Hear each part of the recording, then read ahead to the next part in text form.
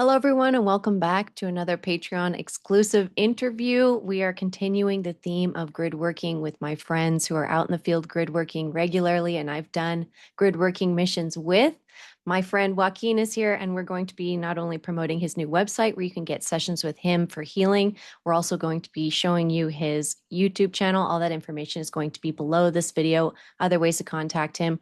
And please do because he is excited to participate in the community and help out and heal and grow and share his wisdom. So, Joaquin, thank you for joining me for this month's Guardian training. Thank you for being our guest teacher for February.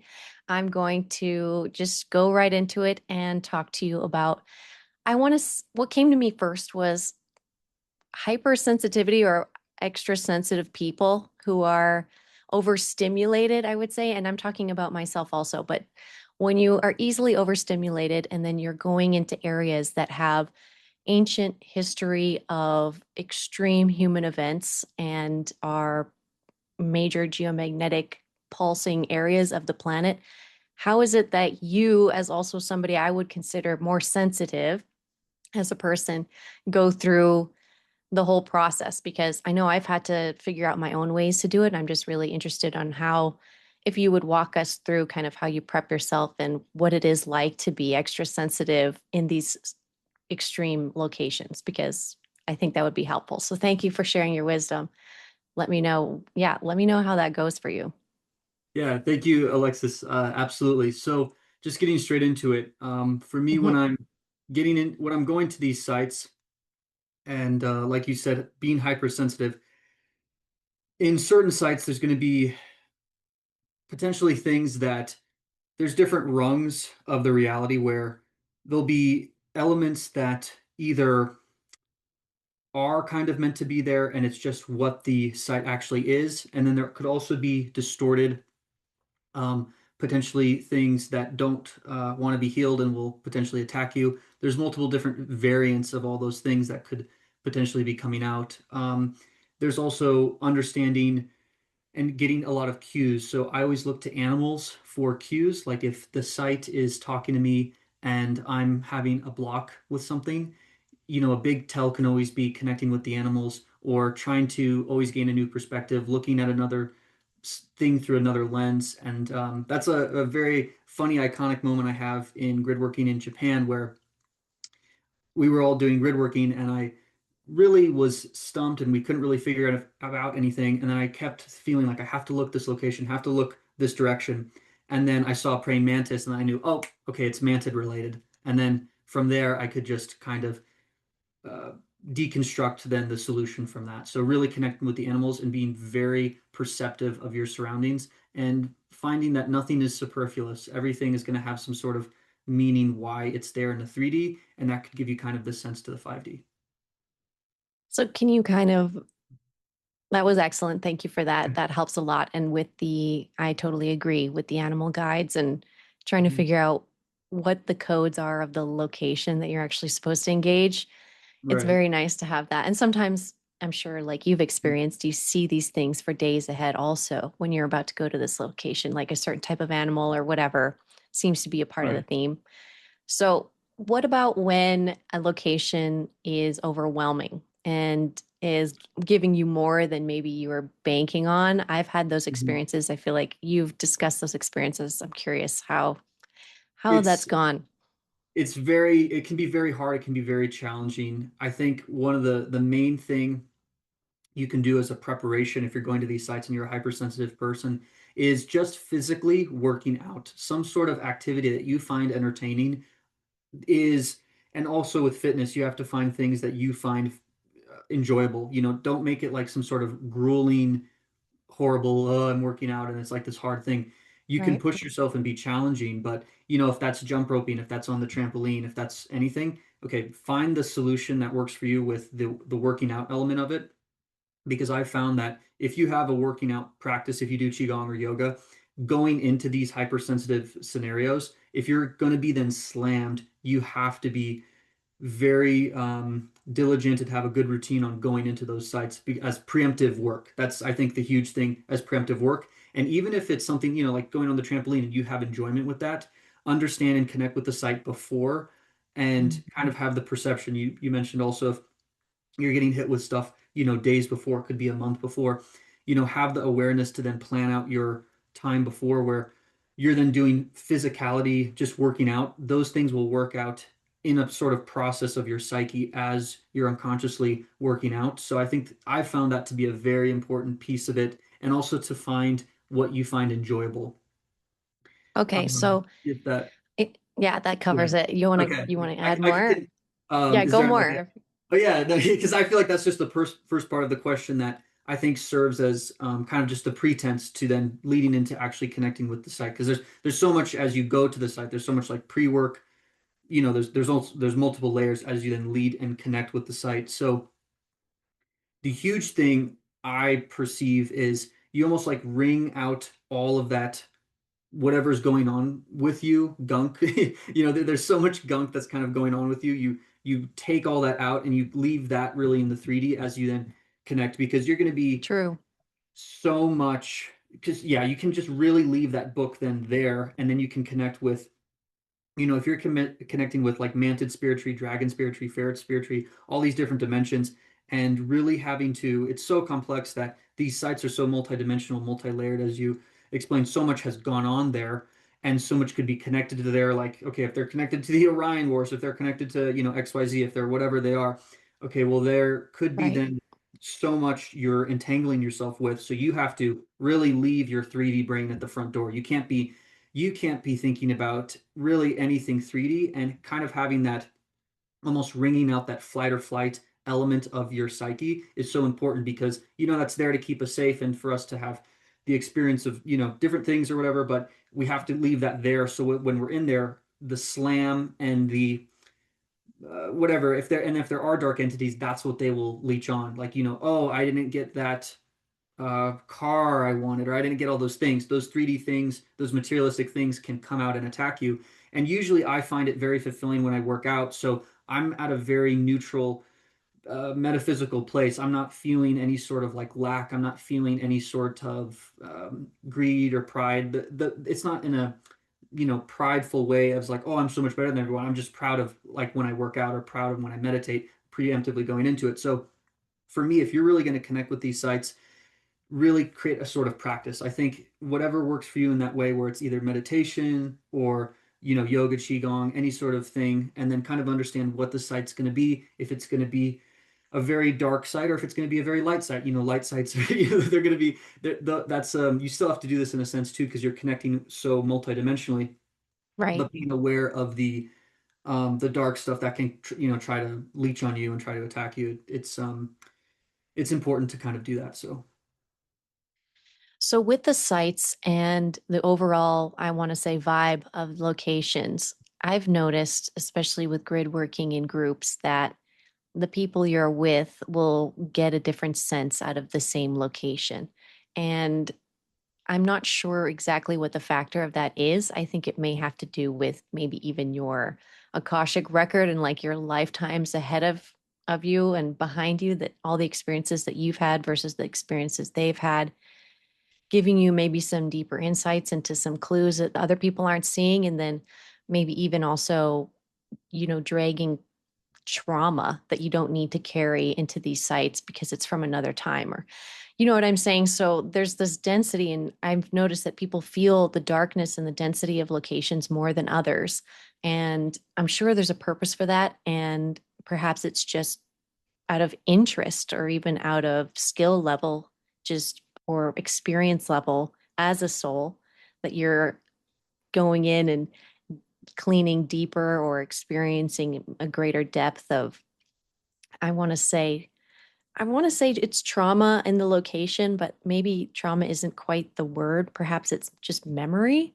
What do you think about that? Like, what have you noticed, and how have you navigated that experience amongst other people in the groups and stuff with grid working in general? Like, how do you deal with those discrepancies between what people are experiencing in the same location?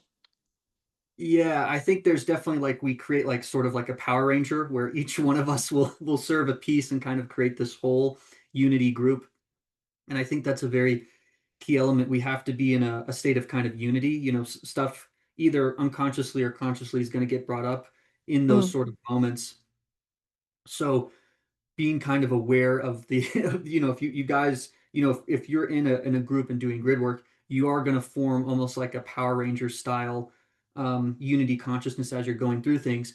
And, certain people True. like have certain, you could say jobs or roles where some people are going to just be maintaining certain frequencies and kind of what I usually get, I feel like assigned to is if there's any sort of like, dark thing coming in, or if there's something that's quantum entangled and needs to be healed and starts kind of uh, freaking out from trauma, or there's some sort of, interdimensional kerfuffle going on.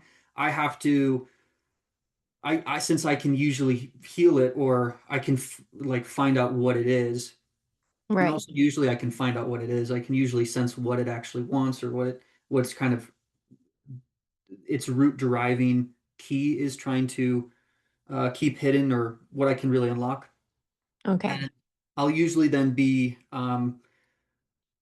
usually attacked, or I can kind of deal with it where something's going to come into my awareness. I have to then block it. There's certain psychic attacks that come online, and sort of just muting those, and decompartmentalizing that, dealing with it. But everyone's usually serving some sort of greater system that someone's going to have, and you spoke to it, I think, and it's a very key point. Someone's going to have certain DNA lineage, or certain genetic codes, certain ancestral keys that come in and work through them, because when we're going to these sites, they're so interdimensional. It's really Yeah. unfathomable on our 3D brains to even process how interdimensional these things really are. It's so inconceivable to the normal, even human mind. Like there's always stuff. So you're Right. connecting with your ancestors, you're connecting with, source, you're connecting with all these different things that can come in. It's just like an open gate. And having that awareness that there's so many different layers that are going to come in, and kind of, and you talk to past lives too. Usually there's a past life connection that always comes in. So it's like you're Right. healing some sort of trauma you could have lived for 40 years as a person in a different lifetime. Like Hmm. that's very profound. Or you could be a proxy for someone who, then that's the energy that's stuck there that you're healing. So if you have that sort of DNA lineage, if you have like a mermaid DNA lineage, if you have a fairy sort of DNA lineage, if you have, like the esoteric concepts, but even if you just have like a genetic connection to the land, like you're Italian, or you're, Chinese, Swedish, whatever, Australian, right? Native Australian, you could have these different DNA lineage that interact and have a different spirit tree that then comes in and kind of interplays with that sort of system. So you could be healing huge ancestral traumas, depending on your just 3D genetics, but you're also metaphysical spiritually that are coming in. So there's a lot that kind of that goes into that, and there's a lot of usually understanding the healing, and understanding what the energy wants, and kind of giving certain offerings if there's certain things spirit trees it wants. Like a tobacco offering is something that um, usually always comes up. Or there's a lot of different systems. There could be teas you're drinking. There could be all these things, and it could be done. People even like an NPC sense are doing it unconsciously if they're drinking some sort of tea before going to these sites, but they're still Right. doing that. They're still creating the energy on an unconscious level. It's the healing force coming through and healing that. So it's kind of very important when you're going to these sites. Like it's just so there's such a stargate that being aware of every little thing is going to be um, God's literally in every little moment and every little thing in that system. So Yeah. just very hyperactive when you're in those systems, and they're huge gates for healing. Huge gates for healing, I think. Right. And so, with your own healing practice and when you're working with your clients, you are also able to help people connect with those ancestral cords, right? That's sort of what your abilities have been allowing you to kind of see with your clients. I have a similar skill. So, I'm just verifying and want you to elaborate on that. Absolutely. I think what really kind of is important is there's a lot of ancestral wounds. I feel like I get the intuition that I feel like you're really good at that. Like you can have this ancestral thing, and two, there's this also point where you have to go into the metaphysical layer of the animals. I feel like your Okay. soul is also everything on, if you could understand like Mother Earth. Mother Earth is you and Hmm. you're one with her in a sense. Right. So the crocodiles, the cranes, the birds, like birds or the dogs, all these different things are you. And if you have certain karmas with dogs and certain karmas with rats or horses or things of this nature, um, that usually comes up in my psyche where I can see them and I can understand, oh, Nice. okay, so you have a contract, you have a relationship, you in a metaphysical abstract sense in another dimension, either were this or did this or this happened to this entity, but these are spirit concepts. If you kind of picture it like a Native American sort of like, these are different, yeah, these are just different energies that are flowing in us, and they just manifest as different animals, and they manifest within us. So they could be, if you have a very, if you have a lot of karma relating to a certain animal, that could then relate to like knee problems, that could relate to liver problems. All these different things are relating into that, and kind of understanding that system. And really, the key element of that is the unconditional love element, the forgiveness, the unconditional love, and also that and closing off portals to dark entities, because that can be a lot of stuff, because the dark entities operate off of these scripts, off of these mind games, all these traps that they can put you in. So really being aware of understanding what these traps are, what different dimensions are, kind of open with, and then sort of understanding like the right chess moves to do and healing any sort of karma you have with these animals or different Mhm. interdimensional beings. And these interdimensional beings are really existing. So it's kind of, it seems very abstract if you're talking about fairies and dragons and unicorns and stuff, but they are real, real Yeah. things. We just, our light perception and our density kind of on the, I guess you could say the surface layer of the world, this ultimate this like very dense 3D layer. These beings will not be physically present. They will not. They just almost can't be physically present here. So, kind of understanding that they are very real and they're almost bilocating with you while you're doing the healing. And since you're multidimensional, you're like quantum healing that. So it's usually really big healings and understanding how genetics play in a factor. The whole ET stuff, why ETs are always going after people's genetics. They're trying to steal your genetics, steal your authority. Um, and kind of having the sovereignty and the unconditional love and forgiveness element, that's the real strength, um, kind of coming from it, so you can stop from being siphoned or attacked, and um, kind of healing a lot of karma then. Nice. And so with the conscious grid working, you're deliberately thinking about and kind of paying attention to you traveling to certain locations. Do you, I feel like a lot of people before they become conscious of this situation, they are doing unconscious grid working, which you kind of touched on with drinking a tea before they go to a hike in a certain area or whatever. So, was Oh, there a site or a location in your life when you were unconscious to this particular side of things, or that you engaged and now you're looking back like, wow, I did a lot of grid work there and I didn't know? And then what was it that kind of snapped you into the awareness that this is something the earth needs and that you can help with and you're going to actually engage doing it consciously? I'm curious about those two things. absolutely. I think there's probably a really good example of probably when I went to the redwoods. I would say probably a year before I guess I really sort of kind of got into this and I met you. So this was probably like 2021 when I went to the redwoods, Okay. and there was a lot of times I would be just like drinking teas or meditating or not understanding kind of what was going on, but I could feel that stuff was really opening up. Stuff was really starting to kind of feel very mystical. And Mm, I think people definitely subconsciously feel that in certain national parks in the US for sure. Like totally. Redwoods is a very big one. Yosemite is a very big one. Joshua Tree was a very big one. Um, Nice. I think those were ones where I was either drinking like green tea or coffee, and I wasn't even knowing what I was doing, but I was connecting with the energy there for sure.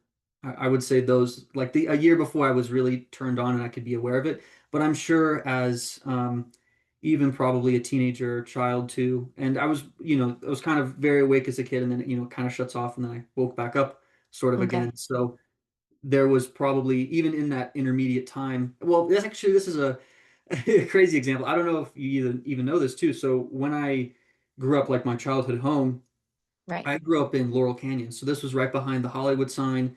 This was, in Los Angeles, right behind the Hollywood sign. And there's a lot of, celebrity houses that I did live next to and live next to the, I always forget. It's so funny. It's right on Laurel Canyon as you kind of go over the hill where there's like the valley, and then you go over to like the Bel Air side. There's this one, I think, house that the actor Jared Leto owns now, and it was used by the government. And I lived like right by there, and I would always run by there, and I would always go on like hikes by there. I would always do running in the canyon. I loved running, and I would always be running Mhm. in the canyon. So as you say that, I'm very aware of like, oh, I was always running in the canyons on the Hollywood Hills and stuff. So I for sure Right. now know that when I was kind of just going through internal battles or whatever, that was all grid work. That was 100% all grid work. I'd be getting just like stuff, but I would always just be, focusing on working out and focusing on just keep running. Like, I want to do like a 5 mile run today or something, 10 mile run, just do a long run. And that was 100% grid work. For sure. For sure. And it's just making me think also that I mean, the house doesn't give me good vibes. It gives me Oh, danger. And yeah. there is people and souls potentially that have passed away there in distress. It's right away. So I'm wondering, even if you could have been one of those souls and then came right back to the same location and cleared up whatever that was and moved on, like before before all of this, before you were even on your own in childhood, which is pretty impressive, honestly. It is quick business. And I feel like a lot of us do things like that. If we don't think about it, we don't remember those particular things. But I'm glad you brought that up. I'm thinking this will be really good to help people reflect. So thank you. Absolutely. Yeah, no, thank you for reminding me because I think that's an important point where I wasn't even understanding what was going on. Hmm. And thought I was hallucinating because I would, go on these long runs and then come home and take a cold shower. And it was like I was in another dimension, but I'm not fully atheist at the time, but I wasn't really aware. This was right before COVID even. So for me, when COVID happened, that then I kind of could accept like, oh, okay, people are talking about this is true. And I was really like understanding. So it was a huge part of my awakening process that was going into the grid work, going into running, really long distances, and I would be going to these locations and I wouldn't even know what's happening, but I would see visions or start hearing things, and I thought I was just going crazy. I thought I was, yeah, essentially going crazy. But I was Right. just like, okay, I'm just gonna keep trying to run and all these things. I think that was a really tough kind of moment because you're seeing all these things, and ghosts and spirits are coming through, and Mhm. I couldn't really interpret it, but I'm just like, oh, some people say they hallucinate on runs and stuff. But it's like now when I look back on it, it's like it's so crazy where I was running. Like you would just be like, oh, this is right. Yeah, this is all the Laurel Canyon, Hollywood Hills sort of areas.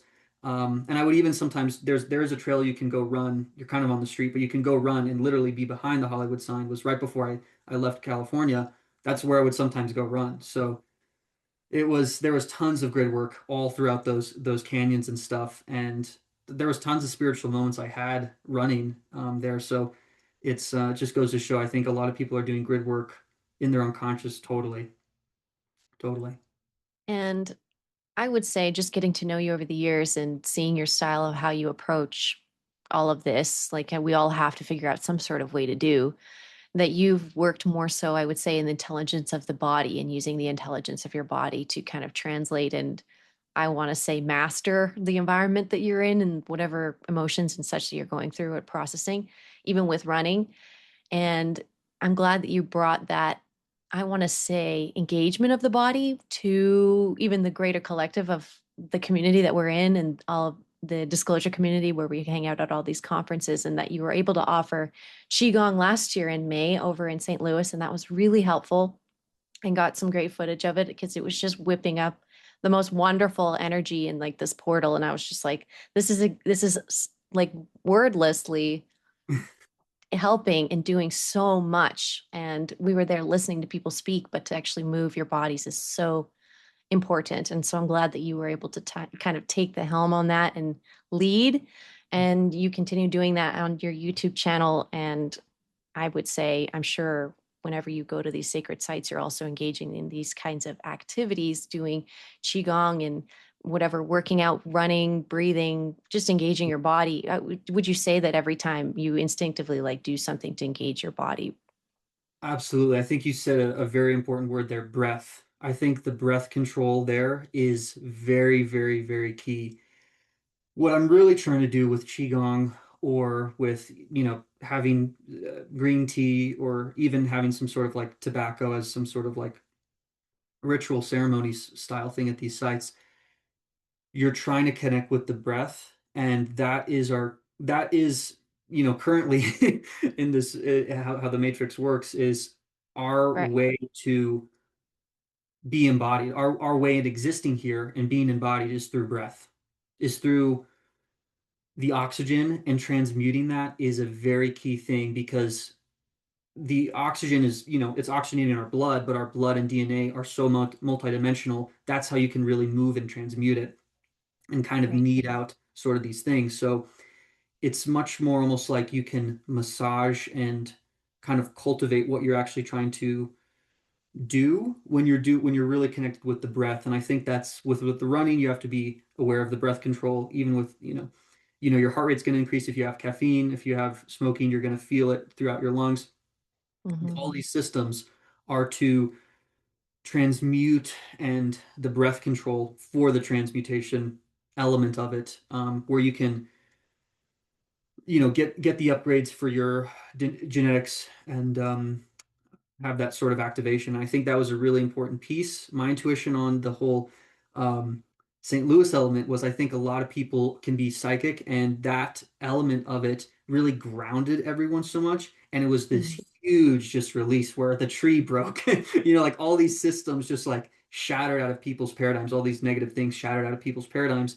And it was a Yes. really huge thing. And I remember getting just beyond attacked before that because a lot of stuff did not want me to heal that before. That was just an insane. That was one of my worst um, uh, mind attacks because there were a lot of people there where they haven't been exposed to certain things like that, and I don't know who because it was a giant group, but then just so much was going on that so much can be transmuted through that. So much can be transmuted through your breath and being grounded and just being on the earth, like connected with people like that, and the level of silence. And even if if some people are talking like that, the level of silence and kind of serenity people can gain, it's really key then for people to kind of lock in. And once you gain that sort of silence, um, there was a lot of entities that just couldn't exist in that frequency, and they kind of just broke off. So it's yeah, it's very powerful, very, very powerful in that.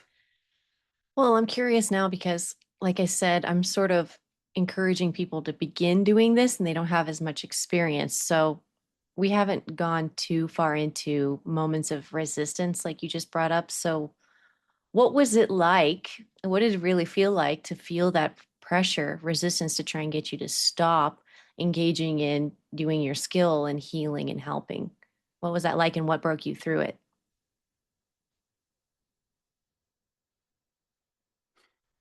I think that it's a really powerful point and a really powerful question because it's extremely challenging. It can be extremely challenging. I will not sugarcoat it in any sort Yeah, of way. when we It's don't not want like to. that. Yeah, it's not like it's going to be just like, oh, we're just going to have it's not just like this fun sort of thing. I'm going to be very blunt about the almost severity of it. I think the closer you get to the healing and when the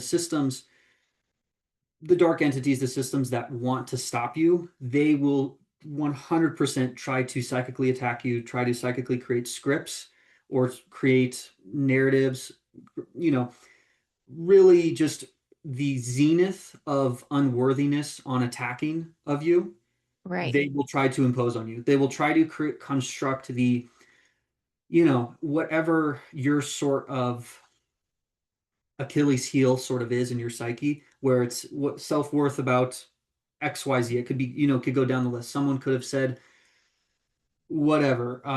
You have self-worth about whatever. It could be anything in that sort of realm of, you know, it could be just like you have just very, very negative thoughts they will try to project on you. It can be anything, right? It can just be Mhm. just complete unworthiness attacks that will try to bind and confine you to staying where you are and have you not doing what you can do.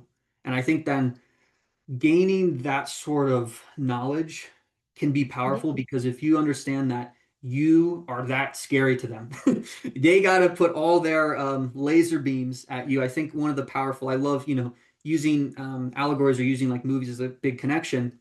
Mhm. And when in the Endgame Infinity Saga movies of Avengers, when all the laser blasts go up to Captain Marvel and they're like, "Oh, what is that?" And they all have to put all their firing squad on Captain Marvel, and then she just rams through their ship.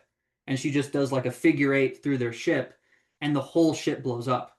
Okay, they all had to focus all their energy on her because okay, she can destroy Thanos' ship, right? And Mhm. that's like super powerful. So those type of symbolisms where they have to just create this coalition to try to attack you interdimensionally can be extremely hard. So I think the so basically you have to create either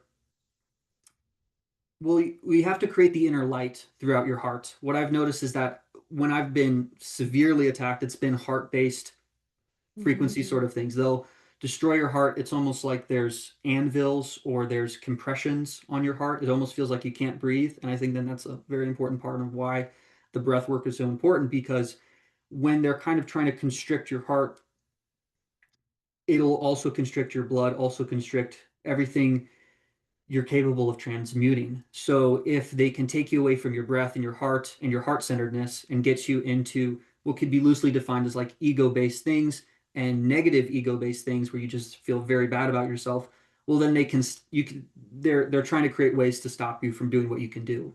And having your own light emit out in kind of a flurry of exuberance you can emit, Mhm. that's the important part versus the the stuff that's going to try to attack you, stuff that's going to try to either keep you docile is a key element, but anyone who watching this is going to be aware. So then really connecting with the breath, being grounded. I think having your feet just physically on the ground, you're either having grounded shoes is another thing that's been brought into my awareness on when I'm doing serious grid work.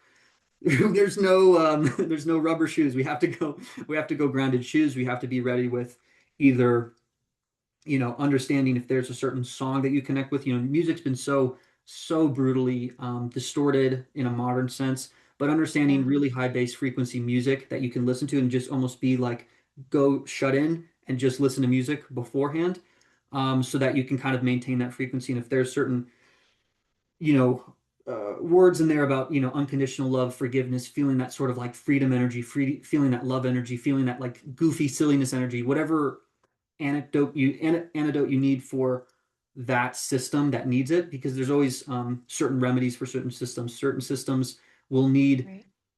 freedom energy. They'll need love energy. Some are totally controlled by the dark, and we got to shut down all these systems. Some need almost like just like laughing energy. You need to watch a comedy. You need to just laugh again to understand. Okay, there's enjoyment in the world. You're not, these systems when you're so heavily attacked, you have to go to kind of these certain antidotes of okay, I need this medicine of comedy. I need this medicine of music. I need this medicine of maybe seeing a beautiful image. Obviously, you have Instagram and how powerful that can be when you're looking at these certain images, connecting with Yeah. certain symbols are so powerful, and kind of reconnecting you with then your higher self and your team, and your spirit tree, and then you can go into these sites and not be just completely attacked by them. I think that's the key. So staying grounded, staying heart centered, and I think what that really means is really sloughing away all the 3D sort of, I guess you could describe them, wants and desires. Like, Right. oh, I want, like, oh my God, it would be so cool to have, oh, a Lamborghini and all this stuff. And like, oh, that sort of 3D stuff, whatever that would be for you, really not caring about that and really just connecting back into that spiritual sense and understanding that your value is of a light source and of a soul. That is, I think, the key thing. And it's not this 3D sort of compression that they're going to try to create upon you. It's knowing, not believing, but knowing that light within you and kind of having that connection to those things. That's what's going to keep you anchored in a positive frequency versus the attacks that are going to try to hook you in any sort of way they can and try to attack you. And I think what I usually like to do is I usually gain a lot of motivation by them when they're trying to attack me and I'm Hmm. feeling like shit. I gain motivation that, okay, I'm this powerful that they have to stop me. I'm this powerful that they have to stop XYZ person, or they have to create some sort of script they're trying to create upon you. That is a confirmation that you're actually that powerful. So I think for people to understand that you are that powerful that you can then do that, and they have to create all these systems to attack you. That's how powerful you are. So gaining motivation from that and gaining empowerment through that, they're kind of showing their hand by they're like attacking you. Well, it's, okay, well, they're saying you're powerful and you can bring light into the world. Well, then that's confirmation that you do have it. So it's kind of um you kind of that it's a big motivating factor, and deeply just resonating with stuff that really anchors you into the 5D realm in that Hmm. sense and those symbols, and keeping you there and not having the 3D crap sort of weigh you down. Yeah, it's an effort, but it's that I would say spiritual hygiene almost in a way as well that you have to maintain or else you're going to get hooked. And yeah, this, what was it that you were saying? It was about basically about your own self-esteem. It gets attacked and your heart gets attacked. And so you've been able to feel or understand that when your self-esteem all of a sudden is just getting like attacked psychically, that you know that you've already won and you're about to do something awesome. So it helps push you through to actually like complete that physically, even though in a way you've kind of already done it and you've decided to do this thing. So it's probably already been done. I like Right. that. It is weird. It's a bit counterproductive, obviously, and that's why it does still work to slow people down a lot of the time. And even sometimes it can go to an extent where you end up injured or sick. They get you that far, but you still show up and you still do the grid work or whatever, do the talk or teach the class or whatever it is that you're supposed to offer. So I would say maybe being an athletic person and being aware of your body kind of gives you that leg up also, because as an athlete or as somebody who is more physically attuned, I would say, with their own bodies, they know themselves sick and they know themselves injured a little bit more. It's not as intimidating, perhaps. And when I've incurred an injury, I just I'd already seen so many girls from my sport get the same injury Mhm. that it was something my brain had already dealt with. It's like I wasn't afraid of the injury I had. It was more like, oh, I've seen this before. I'll be fine, whatever. And I know there's a lot of really tough people who get involved with traveling because it takes a certain level of fortitude, even just to go to other locations, eat other food, drink water other places, sleep other places. It does take a certain level of strength, I would say. So I touched about it on the last two teachings, but when you are doing non-physical work, I would say psychically engaging with locations instead of physically going there, how does that look for you? And is that something you're doing more of or less of? I'm curious how that goes in your practice right now. Oh yeah, I think just that non-location sort of grid work, Right. that element. Yeah, I think usually, well, I'll speak to this. A lot of I even though I haven't been there, two locations that really speak out to me, and kind of three, four, but the two really big ones is Uluru in Australia Hmm. and Mecca, the Kaaba Cube. Those are Hmm. two locations that I've been pretty big on, and the other two are um, Angkor Wat in Cambodia and the pyramids in China. So all those locations I haven't ever been to, but I feel extremely either connected towards them or understand their level of importance and understanding what I can do for them in that way. But usually, if I'm going to some certain location, I am kind of preoccupied on that. That's actually why I like a lot of breaks in between traveling because if I'm going to a certain location, it's there. It's almost like there's no sort of side quests that can be occurring. It's usually everything I'm doing, even in dream time, is 100% just like tunnel vision fixated on this mission that you could kind Hmm. of view it as. So it's I'm fixated on then certain missions. So if I, if there's a certain mission that comes up in the timeline where then it's confirmed and it's like the timeline's gonna happen where I'm gonna go on this mission, it's gonna occur. Okay, well then I have to be kind of fixated on that. I'm too preoccupied with basically like, someone's right here. I have this giant thing I'm presented with. So, and usually, it's not like you can do everything in the sense when you just go to those locations. So you'll be more than preoccupied with the locations you're kind of coming to. So when you have that but yeah, if there's times where I'm not planning or going to a certain location, um, really connecting with Uluru, I have a really deep connection there. Usually these are like big mountains, or these are holy sites too, like with Mecca, where the how I perceive it too. I think Uluru is a very powerful point where I really want um, a lot of the I guess you could call it like the flourishing to return to Australia. There's a lot of Yeah. that continent that's been distorted or nuked or attacked.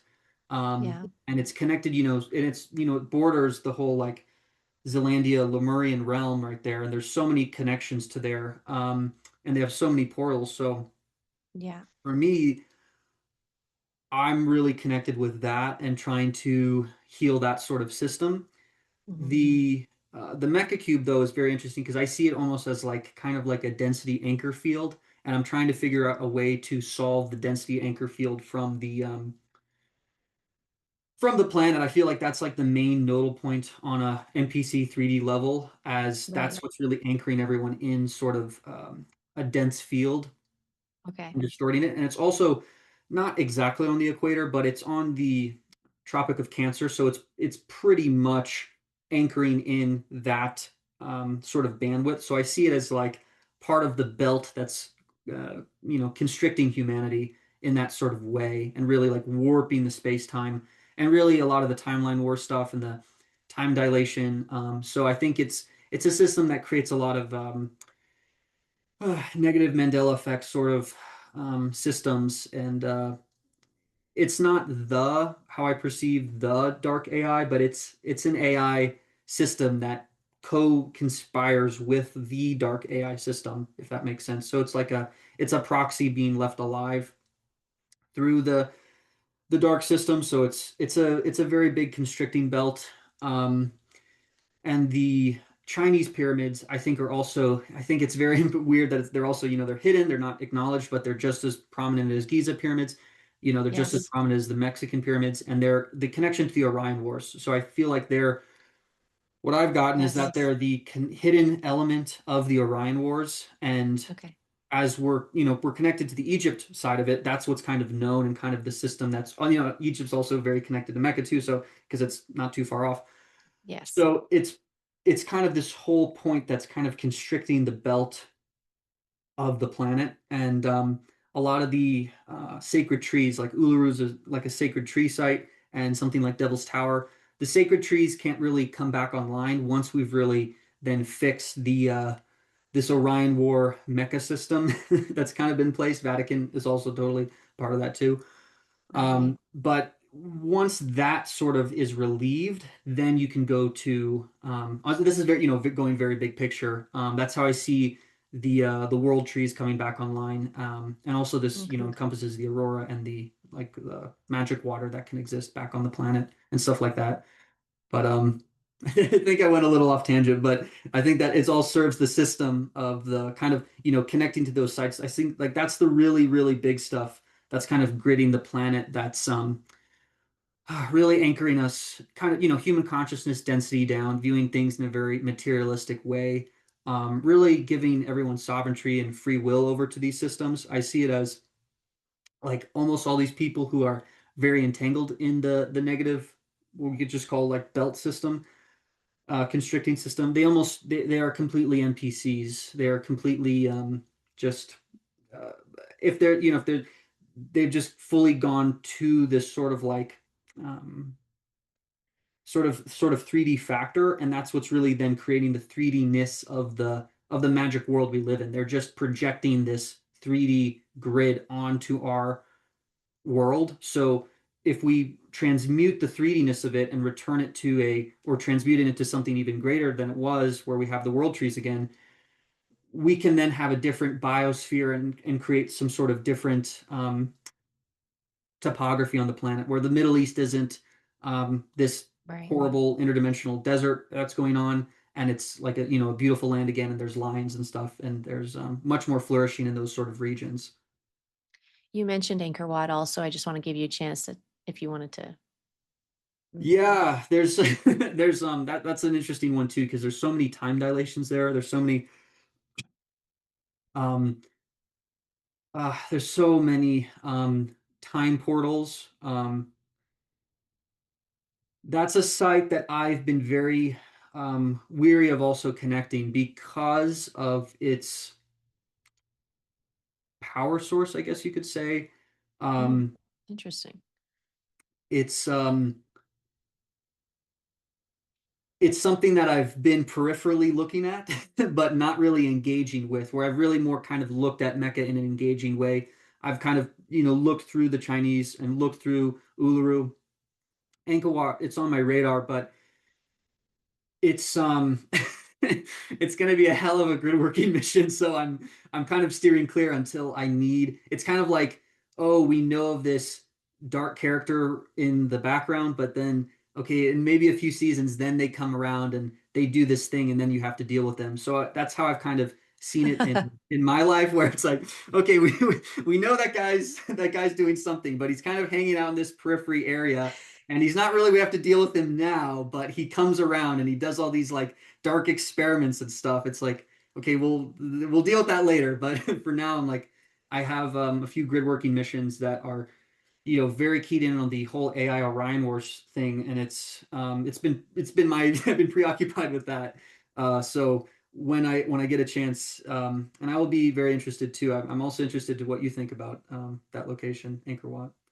Well, it's funny because like you're saying, it's not quite ready to, it's not ripe. And it's just making me think of some reason of like a zit. And you're like, okay, it's not quite ready, but like it's coming. Like I can feel it. I can see it coming. Yeah. And it's not only yourselves, but there's a few of my friends who've already, in the last couple of years, zeroed in on the location they've never been and are planning on excursions down there. I can't even tell now maybe some of them are combining groups and so on, but the momentum is building, and I think it maybe will be surfacing at the end of this year, the more of a need for the Angkor Wat correction or re-engagement, I would say. So just a note on my end from what I've seen, but your notes about the Orion Wars and these restricting structures connected to Orion is essential, I would say. And I've been getting that a lot also personally the last few weeks is just been Orion over and over, even in regards to the star Betelgeuse potentially going supernova, which is also in the Orion belt. But not only that, even just last night discussing that there is a one of the stars or one of the planets is basically diamonds, and so they travel with the use of diamonds as like a fuel source or something, and even gold. So I was looking into that also last night. But I'm curious how and why Orion is coming up so strongly now and with what's going to be coming up with, I don't know, I would say this next month in particular, I think is going to be very important.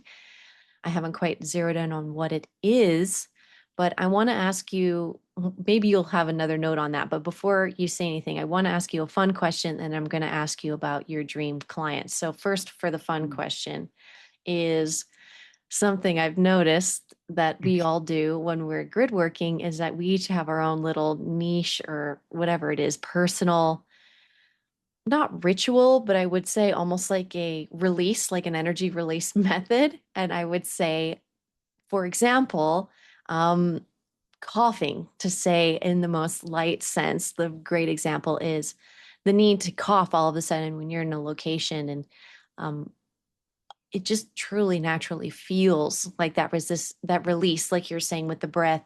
But it's not just coughing. There's so many other examples, and I want to maybe normalize if people are experiencing this thing and where they notice like every time I go to a sacred site, I my body does this or blah blah blah. So any note or any comments on normalizing when you get a little weird at these locations, like from your Yeah. experience, I would say that however you burping, laughing, crying, all those things are super normal, and to not have any sort of like shame, blame, guilt paradigm with it.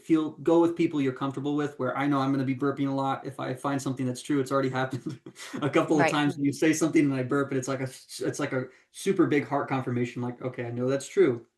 right, Um, so, coughing, burping, crying, laughing, like hysterical laughing. Some locations I've had where it's just been like a bunch of unicorn energy, and it's just been like everything is hilarious to a ridiculous degree.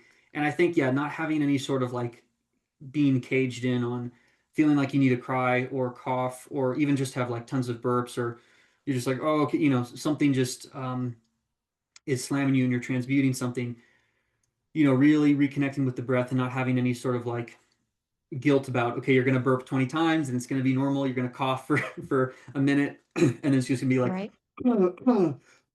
like just 20 minutes of just like that cough isn't gone yet until you've gone into your mental world and you heal that sort of thing, and then you get the confirmation and then you can have that sort of healing from it. So yeah, not having any sort of any sort of preconception belief on the 3D narrative, and just going full on stuff's going to come up, your body's going to move in certain weird ways, and just kind of accept it and stay grounded, stay heart centered, and you'll have some sort of like, coughing fit, maybe even crying fit, whatever that sort of Yeah. trauma is releasing. That, the spectrum of what it could even be, but there's going to be something that comes up continuously and be kind of a funny thing. But yeah, my thing is always burping. I always burp with that, or cough, sneezing too. That's Yeah. another one of a clearing. And another one we didn't mention is I noticed breaking out into kind of light language or just kind of like giving yourself some sort of Yeah. verbal release, in whatever noise you're making, some sort of noise release, whatever it is. I've noticed that's really common also. Mhm. So again, I'm asking you, what is your dream client now that you're doing more public, I would say, outreach to do healings Yeah. with people? Please describe to me what your perfect client would be like. Well, actually, I feel like anyone can really. This is kind of the key thing. I think really anyone is fine. If someone needs to have a full-on exorcism, I fully like doing those because it understands for the person how real it is, or if it's something as mundane as, someone has some sort of like 3D um, thought loop about something potentially superfluous, I can kind of track and hone in on what that sort of thing is. And whatever that entity is, I can deal with it essentially. I can either send it to where it should go, get it off of you, or put it to some location where it's I'll deal with it how it kind of needs to be dealt with. The only thing I ask of with my clients is when I say what I think a key part of this is the only thing I ask of any of my clients. It could be literally any person who's kind of open to it, and who will be heart based and open, is saying this is a key element. The highest good for yourself alone. Because I'm not of the belief that I think the highest good for all narrative has been hijacked essentially. I think that that is a different perspective. It has a very different perspective than I have. The highest good for all is different than how I perceive it. I perceive the all being also the dark entities. So if we're saying something like the highest good for all, that actually does mean the parasites. The good of the parasites is included in that. So then the parasites, their highest good might not be getting sent to a hell realm or getting sent to the central sun. So Right. that is an element of it too. So when people say the highest good for all, in their unknowing, they are also including stuff that I think in their sovereignty they wouldn't want, which is, portals to Draco, or dark entities, other these universes that they don't want to be connected with. They, you know, that is a very key element of it. Where with my clients, I just ask that you say that it's for my highest good alone, and the all narrative is not a part of my healings. When I'm saying that, it's understanding that when you encompass the all, you're encompassing stuff that's been traumatized, or the perspective's a little incorrect. It's a different I understand where people are seeing it, where it's, oh, everyone does good and everyone, is kind of happy. I personally don't perceive it like that. I perceive it like, if you say that, you are also including the parasites that are on you and their highest good, which is then facilitating their evolution and growth in however they way they may want, which could be siphoning off of you. So Right. being aware of that is, I think, a very key thing. So that's the only thing I ask of any of my clients, is just understanding that your sovereignty is very key. And yeah, just we're doing stuff for your highest good alone and mine, and that it's an equal fair trade when we're doing healings. Um, and I think that that's my only caveat. And just kind of having the heart-based awareness of understanding that, you know, you're coming from a place of love and forgiveness when you're doing this. When you're doing the healing, you're coming from the place of love and forgiveness and of letting go, and not really uh, usually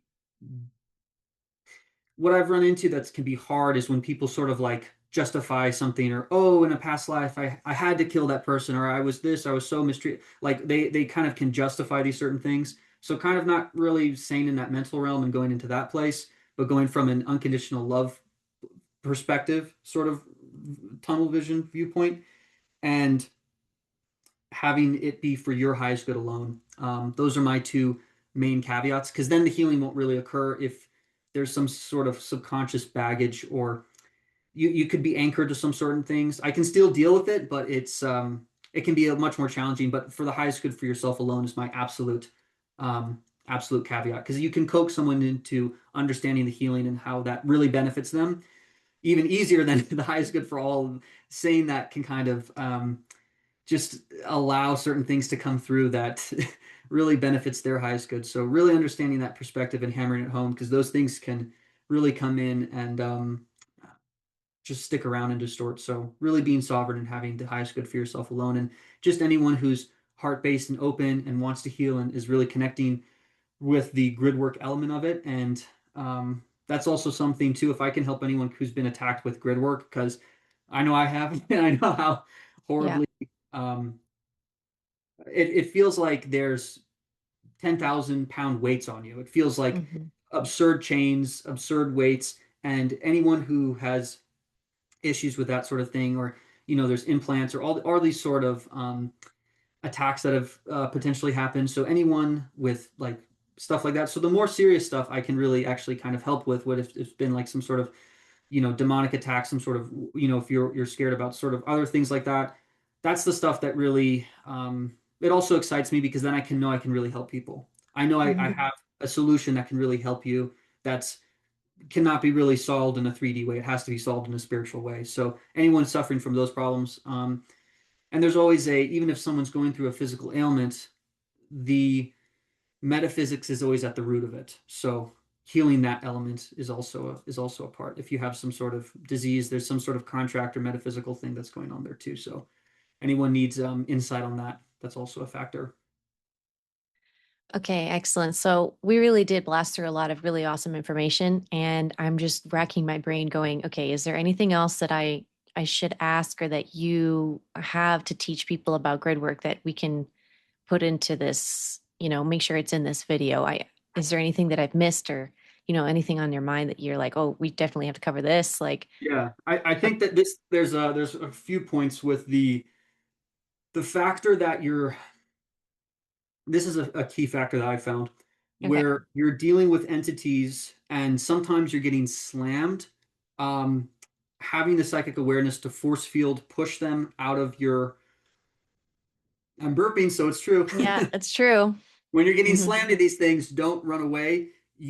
Understand that you're strong enough to be attacked. Force field, like psychically push them away,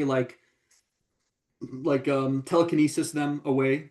Hmm. Hmm. And if you are getting attacked by these entities and it's that bad, where usually that's if I'm on super hard missions, that's what it's going to entail. Understanding that you can, well, you're always trying to heal them and send them to, the proper realm, but you can kill them and then rewind that element of it is, I think, a key factor. So Hmm. when they're engaging with you, understanding if you're getting slammed, I have before psychically just killed them and kind of just like crushed them, like just and and then I've reversed time and healed them. So you can do that where if they're slamming you too much, you can just kind of destroy them and then undo it. Um, and that's an element of stuff that I've kind of encountered. But that's kind of more if you're getting really attacked, it's okay to kill them, but just undo it and then sort the energy out and heal them accordingly. But as kind of a fail safe, having the awareness to, okay, you're getting attacked. These entities are attacking you. They're attacking your sovereignty. Okay, you have now the authority. They've entered your game. They're trying to mess with you. They've completely bypassed universal law by doing this. So you can then do this, and then if you undo it in a sort of like a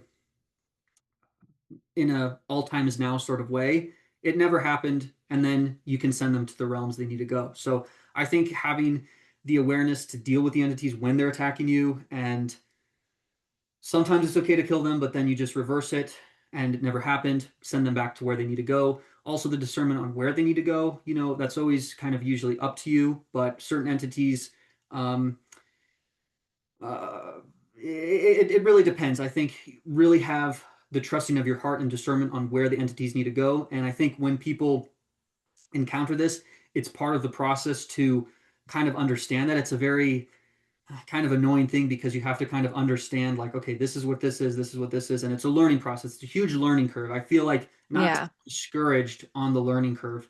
It's like any sort of board game or any sort of game, there's a learning curve element of it. It's like jujitsu or like martial arts. You're going to get beat up the first couple times really bad, but understanding the understanding you get better and understanding then that's the path to becoming the black belt. That's the path to doing this is the working through it, understanding I'm having the panic feeling, what's going on, reconnecting to my true self in the panic feeling. That's the key. That's the key element of it. And not getting discouraged on the learning curve. And they will throw every insecurity 3D thing attack at you, and understanding that that is the physical world and we're in the true world, the spiritual world, however you want to frame that, being anchored in that while then you're making discernment on these entities and not really relying on anything outside of yourself. Stuff could massively come in, right? If you're working at certain locations, if you're working in like Peru, the Naga are going to come in, or these other beings are going to come in, dragons are Yeah. going to come in, right? But that's your spirit tree or these entities that are, coming in as your guides and helpers in that way. You don't look for them as like, what do I do? Like you don't operate off of that where you're in like a panic sort of like appeal to authority sort of way. I personally don't Yes. identify with that, like in a sort of, okay, so what do I do now? Okay, so what do I do now? Because then what's going to happen is an entity will come mimic that and then tell you stuff, and then that'll be false. So Yep. that's in my opinion what happens to a lot of channelers. But having the level of discernment is key. The discernment is extremely extremely key. and understanding that the attacks are not you, the attacks are them. And this is a learning curve. This is, we could view it as a test, you could view it as a game, and understanding you are going to get your ass kicked. You have to understand how the rules are set up so then you can understand when to do what and how to react to what and understand what an attack is and understanding the tools that work for you, like I mentioned, tobacco or caffeine, or then having the grounding shoes, because then also grid work, our physical feet are going to be on the grid. So understanding stuff that whatever your spiritually and essence is trying to heal and work with, understanding what's really going to work with you and having that real discernment and internal knowingness of, okay, I'm going to bring this certain crystal. I'm going to do this certain exercise this week before. I'm going to really be focusing on this. Those type of things are locking you into what you need to do for the grid work, and really not getting too discouraged and understanding you will be attacked, and having really just no shame, blame, or guilt on what you're feeling during those moments, I guess. Yeah. If you're going to be like, you're feeling a bunch of stuff and then you're coughing or sneezing or crying or burping, and it's embarrassing in a 3D sense, understand and anchor yourself into that higher-ness of understand that people are just not really understanding what's going on, and that's fine, and just kind of focusing on what you're trying to do. And also, I always like to view Yeah. myself as a superhero archetype is very powerful for me. Understanding that sort of archetype can anchor you in. So if there's some sort of scene that really resonates with you, like there's a scene in Naruto, I'll resonate with this. This is actually really good for you too, Alexis, where there's this really powerful scene. This is older when Naruto's a father, and there's Mm. this really powerful dark alien who's actually kidnapped his son and captured his son, and is like a super dark elder being that has it's so much symbolism. It lived on the moon and stuff. It's like it's crazy. So there's all these dark symbolism stuff, but Hmm. he has his son there. Naruto is crushed by a cube. He's crushed by this giant cube, this black cube with like red lines on it. So he summons like these dark cubes and he crushed Naruto with this cube. And Naruto asks his spirit. He has a nine-tailed fox spirit inside of him. And he asks, and he's like, no, like and he knows he's gonna die because this guy's gonna kill his son. This guy's gonna absorb the entire planet and like try to reincarnate into him. Anyway, trying to use his son as a vessel. It's very Okay. symbolic of like trying to attack the children, and it's very symbolic there, right? So Naruto then there's one more move left where Naruto's going to sacrifice himself, and he blows up the cube. He releases enough energy to blow up the cube, and he's talking to his fox spirit right before it's so powerful, where he says, Naruto, I have one more move left, but this means you're gonna die though. And he's like, I know this. This is I've signed up for this. I signed up for this when I became the Hokage, which is like their cultural leader, their president. Um, and he said, no, I decided this when I decided to become Hokage. And I think that was so powerful because he decided to sacrifice himself when he was all the way when he wanted to become the Hokage his entire life. That's what we all did. We signed up for this as grid workers, as as star seeds, whatever system. We signed up for this system. We took those contracts in. We knew what this test was going to be. It's going to be hard as fuck. But we signed up for this before we even incarnated. That's Hmm. why it's so powerful, those lines before. So then when he goes and sacrifices himself, he turns into like his final form, which is like this glowing, emitting, and it's almost like crystal glowing, shiny sort of thing. And he can defeat the bad guy, but he only has like a minute of life because there's so much energy emitted. So he only has like a minute to defeat and beat the bad guy. But it's just so many powerful symbolisms and lines in there, and he's so composed before when the bad guy was beating up him and just like putting these dark rods in him and like putting him in this dark cube. And when he's fighting him now, he's just in complete like Zen mode and just doing like, and it's not even like he's just batting away all the punches, and he can just blitz him and he defeats him instantly because he's in that state of consciousness. So Right. I will watch that video when I'm ultra slammed, and I need to get the download that you signed up for this before you came here, and you're that level. You're that level of Naruto where these things cannot harm you, and you can just bat away the punches, and these punches hurt before, but now you're in a state where you can just like literally flick them away and just speed blitz them and ping pong them all across the field, and you can deal with these entities. And so connecting with a symbolism or a movie or a song that you can lock in, where you get the system that, okay, I signed up for this before, I'm healing this, this is what this is. So whatever system that is for you, whatever media that is for you, really connecting with that. So I always will watch the and I'll share, it's the Naruto versus Ishiki fight. If you go look that up, there's a couple episodes that really Okay. impact me. That I will literally use as a way to ground myself. That's what really resonates with me, and I can just then deal with the grid work. If I'm getting like zenithly attacked, that's what I will do if I need to remember who I am when they're trying to destroy your self-worth. So Perfect. if that can make sense. And when you are doing that move where you crush them and then you bring them back, do you bring them back after you've done the grid work in the location, or you bringing it back right away and then sending them away? I was Oh, just curious about that. yeah, no, it always depends. It always depends on what it is. Okay. Sometimes there are little stuff that's just trying to bother me, and I'm like, I just do not have patience for it right now, and I just kind of like send it away. And but not like anything nice, of course. Like this is stuff that's trying to attack me, and Like usually, bugs. yeah, like bugs and stuff. But usually, what I will try to do once I've crushed them and I'm dealing with a sort of entity like that, what I will usually try to do is melt it down, and then it returns to like unicorns and rainbows and fairies and just light. Just it returns to light if I can condense it down and melt it down.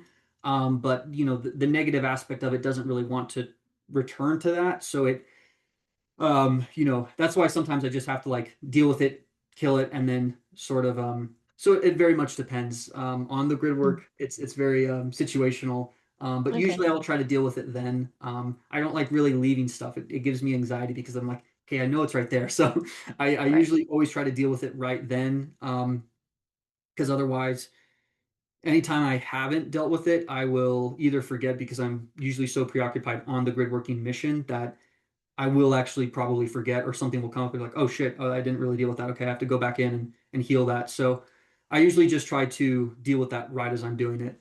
So usually the time of. All right. Well, I'm glad I clarified because that was bugging me. I was like, well, when do you? No, no, no. I'm always trying to heal them or send them to the right dimension, like right afterwards. It's usually like as a fail safe. If someone's getting so attacked, I feel like that's something for their psyche to be aware of. Like they are attacking you. You can fight back. You can defend yourself. You can Right. be in a state where you're defending yourself.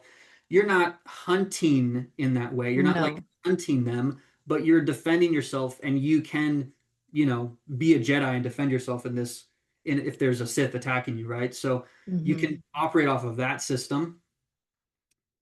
That's, I think, just the key message there. But you're always trying to heal it, of course, and you're always reversing the killing thing. You're always reducing it down and healing it, and turning it back to its light source sort of essence.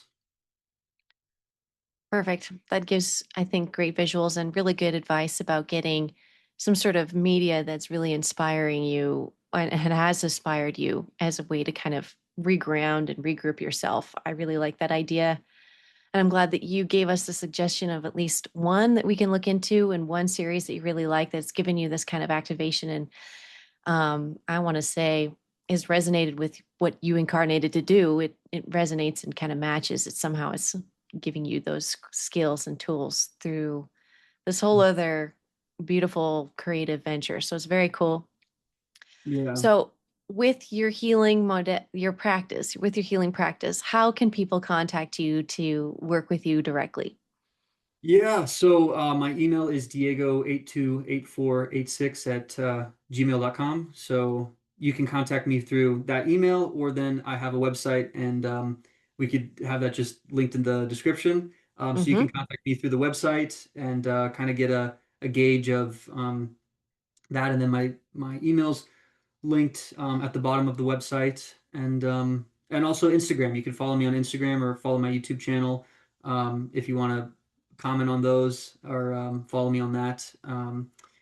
So yeah. Yeah, so all of us who are now watching this interview and have gotten to know you better in this video and they want to help in any way, is there anything that we could or, we could help with in your mission. If there's anything that you need assistance with that's come to mind, let us know if there's anything you need help with, basically. And I think that's good due diligence. And we did good for this one. This is a good one.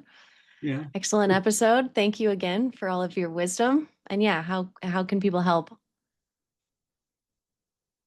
I think just having all of this in your awareness and understanding, I feel like that's you're doing so much in dream time, so much in your unconscious that Yeah.